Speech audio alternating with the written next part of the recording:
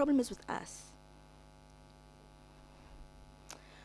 So Sbusiso tells me that the boys chased them, they handed them down, and Sbusiso was then caught, and then he describes as is on the screen. I'm not going to say the words, because I understand that many of us have experienced stuff and have witnessed stuff, so I'm not going to do that.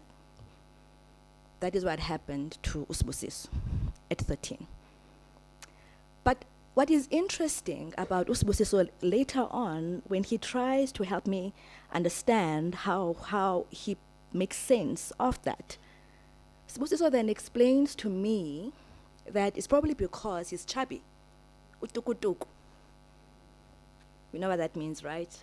Chubby, everything is, like a healthy boy. But Usbusiso attributed that as the reason why those boys targeted him. But what Sbusiso also informs me is that other boys saw that happening to him.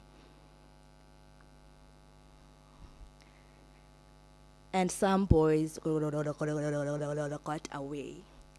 But Sbusiso then informs me that he told his mom, unlike Umandla. Mandla's mom told me, I don't know how she found out, but Sbusiso told me that he told his mother immediately, and help then started. So, what does this tell us? I made sense of this by studying the victimizations of men, and I found that, as with men on women and men on men, it is about domination, patriarchy, marking your territory, male entitlement, seeking ownership of the next person, subduing, submissing, oppressing. The initiation of boys, the pack hunting of boys. Where do they learn this? The patriarchal environment that we all exist in. The hierarchical masculinities, even among boys, that is embedded in the ideal representation of what manhood should be.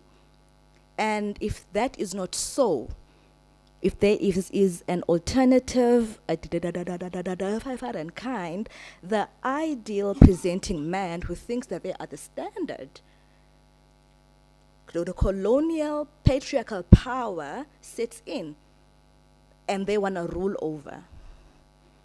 It is even evident among boys.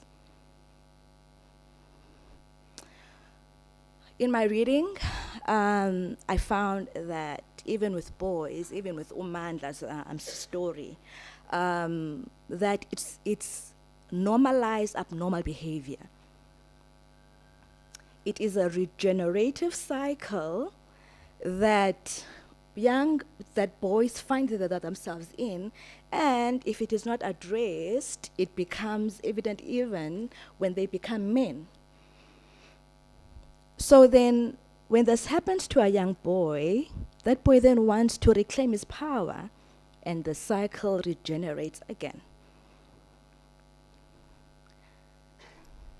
But I was happy to find that vulnerable masculinities do exist, even among young boys, as I know it is there among men. As a feminist,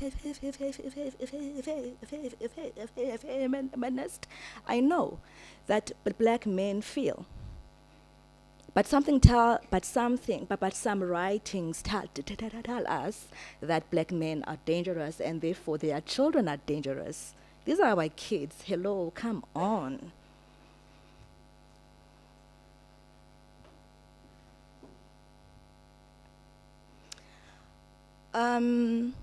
So when we're looking at gender also, then it's very important that we understand that the queerness of children, the questioning of children, is also impacted by this experience.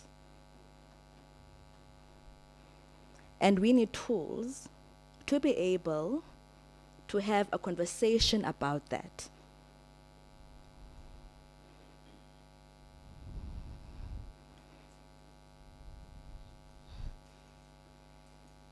So, what that means is that we must start humanizing men and boys, starting with men.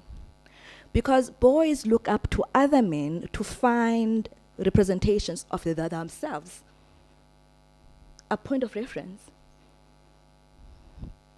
And we need to redefine gender constructions of masculinities to see men first and consequently boys. So this is when I asked Mandla, just draw a picture for me and tell me where you are from. Just tell me where you live and everything. Mandla drew this.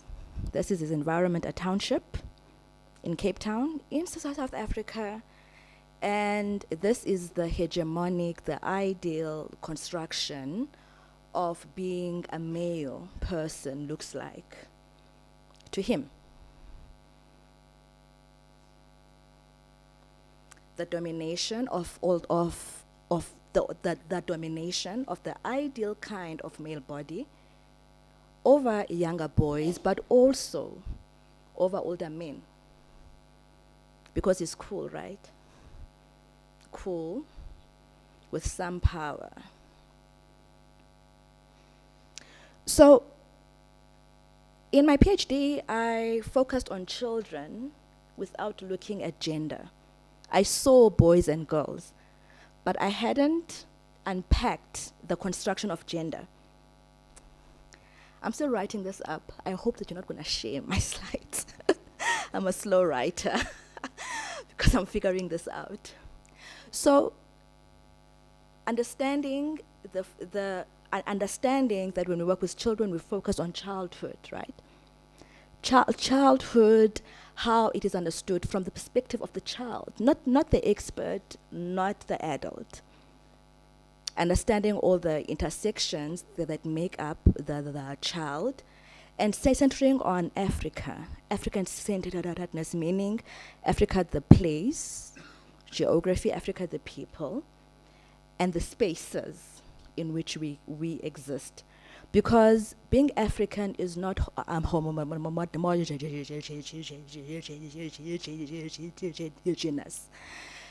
When we work with children, the play, spirituality, very important. Even if you don't believe in it, acknowledging it, family, and how the child will use the language and how they think. And everything else that was shared in the second presentation around language and cultures and the environment and all of that. But then I'm now adding gender performance, how the child performs gender, and how the child presents its gendered self, and how we then grapple with that. And I'm going to be very quick. I was in Matare, by the way, at the Matare Social Justice Center to do a workshop on parenting. And what that experience taught me is that when working on ground, as I do, very important even in SA, to find out what is already happening, what are the tools that are already there. And then that informs how we work. But then before the child can even come to us, we need to understand the community and families or the construction of rape. What does rape mean to them? What is sexual assault to them? Is it defilement? What is it? Because that informs how that parent will respond when that child reports to them what has happened. Or it will inform whether or not that child will speak up in the first place. So let's inquire from children also, because they are experts in their lives, and they know that themselves more than we know them. So thank you to all the parties, especially Abandona Bam, for my children. And my colleague, Dr. Semenzile Nkosi, and my mentee, Zandile Jwati, who helped me understand masculinities. It is a new place for me, so I'm still learning as well, which is why the writing is taking so long. And yes, let's just see that the children, let's see boys, let's not notice them. Let's treat them as we treat girls, asking where are you, when are you coming back? Because we give boys free range as if they're not children. Thank you.